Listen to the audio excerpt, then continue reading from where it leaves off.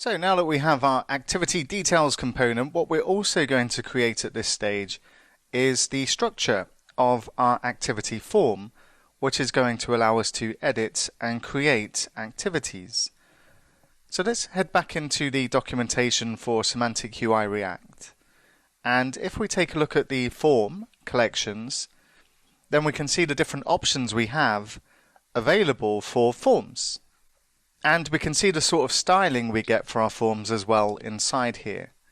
Now what we're going to use initially is we're just going to use form inputs for our input fields, and we'll also make use of the form text area for our description field as well. So let's head back into VS Code, and inside Solution Explorer, in my activities folder, I'm going to create another new folder, and this one I'm going to call form. And inside here I'm just going to create a new file and call this one activityform.tsx. And once again we just need to use the RAFC snippet to create the structure of our component. And what we want to do is we want to put our form inside a segment, a Semantic UI segment. So let's bring this in first of all from Semantic UI.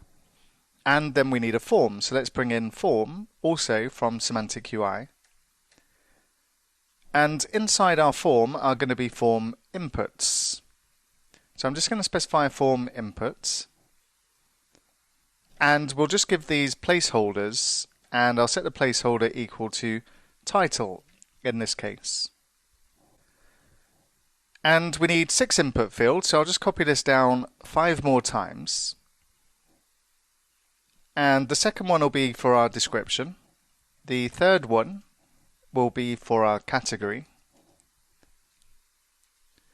The fourth one will be for our date. The fifth one will be for our city. And the sixth one will be for our venue.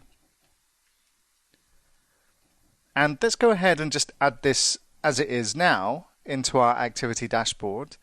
And just below our activity details, I'm just going to add the activity form. And if we go across to our browser, let's see how this looks at the moment. And we can see we've got our very simple form inside here. Now we're going to make a couple of changes here. First of all, the description, we're going to make a text area. And secondly, we'll make the date a HTML5 date input field. Now this is not going to be suitable for what we're doing later on, but for the time being, whilst we're trying to just get the structure of our application sorted out, this particular date input will work fine as long as we're using Chrome as our browser. The category is going to be a drop-down option, but we're not going to deal with that right now. We'll come back to that later. And for now, we'll just keep most of these as simple form input fields.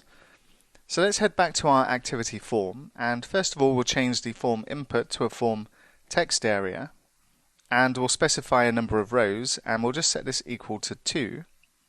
And for our date input, what we'll do is we'll specify this type of input as a date.